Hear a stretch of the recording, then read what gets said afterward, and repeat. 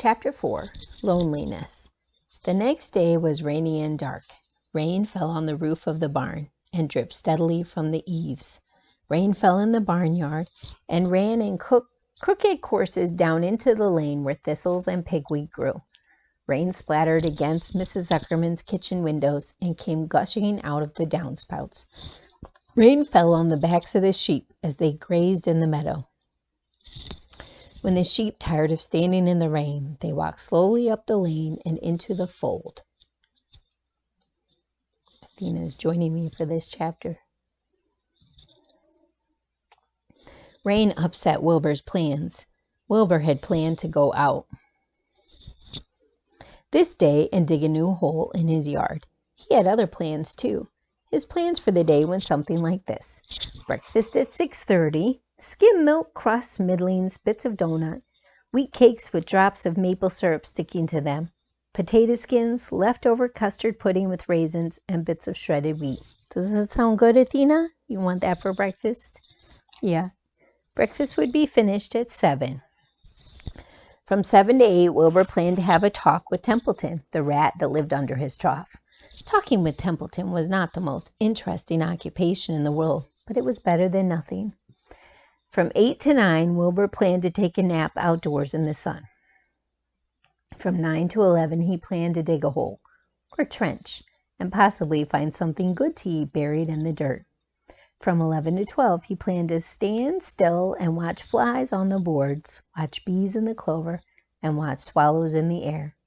12 o'clock lunchtime, middlings, warm water, apple parings, meat gravy, carrot scrapings, meat scraps, stale hominy, and the wrapper off a pack of cheese. Lunch would be over at 1. From 1 to 2, Wilbur planned to sleep. From 2 to 3, he planned to scratch itchy places by rubbing against the fence. From 3 to 4, he planned to stand perfectly still and think of what it was like to be alive and to wait for Fern. At 4 would come supper. Skim milk, provender, leftover sandwich from Lurvy's lunchbox, prune skins, a morsel of this, a bit of that, fried potatoes, marmalade drippings, a little more of this, a little more of that, a piece of baked apple, a scrap of upside-down cake. Wilbur had gone to sleep thinking about these plans. He awoke at 6 and saw the rain. It seemed as though he couldn't bear it. I get everything all beautifully planned out, and it has to go in rain, he said. For a while, he stood gloomily indoors. Then he walked to the door and looked out.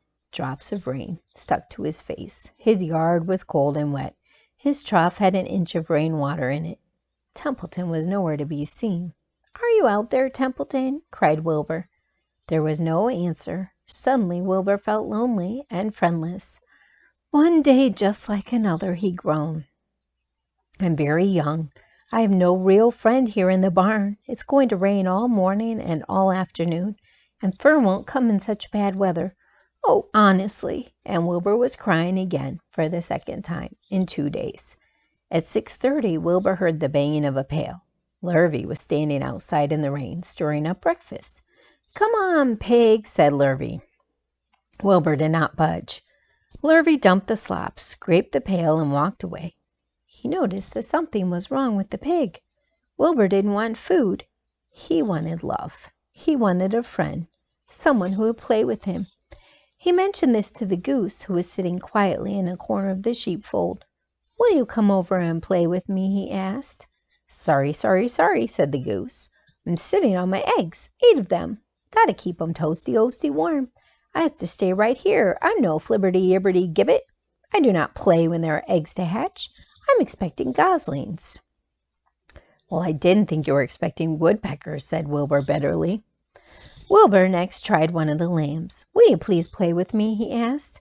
"Certainly not," said the lamb. "In the first place, I cannot get into your pen, as I am not old enough to jump over the fence.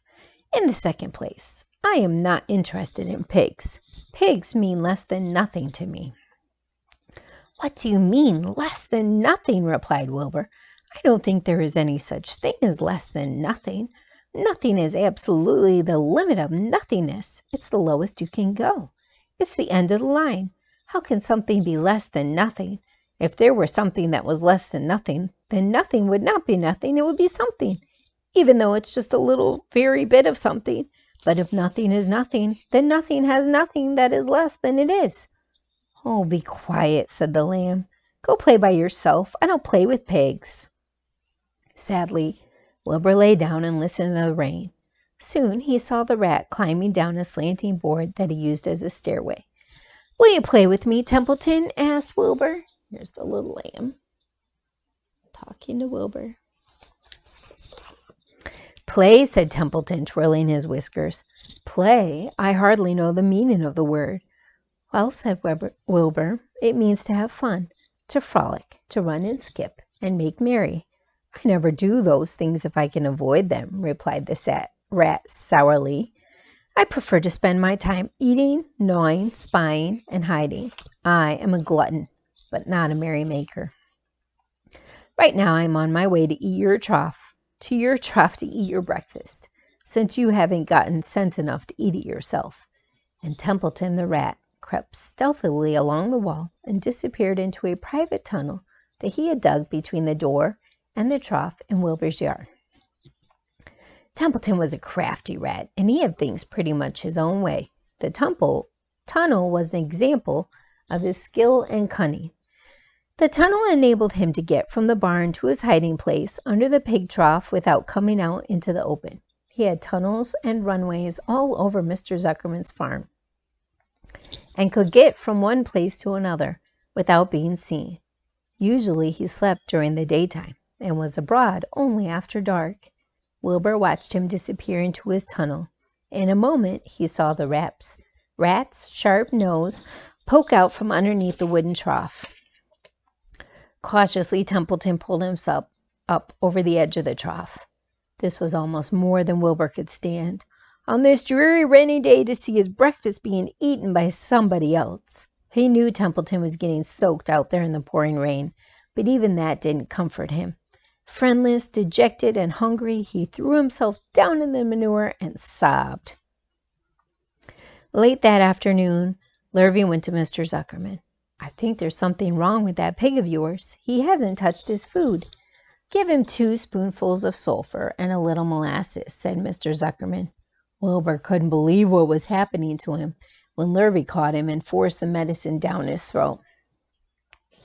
This was certainly the worst day of his life. He didn't know whether he could endure the awful loneliness any more. Darkness settled over everything.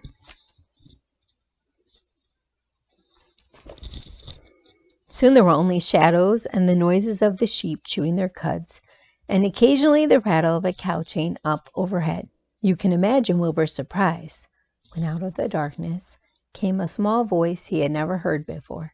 It sounded rather thin but pleasant. Do you want a friend, Wilbur? It said. I'll be a friend to you. I've watched you all day, and I like you. But I can't see you, said Wilbur, jumping to his feet. Where are you? And who are you?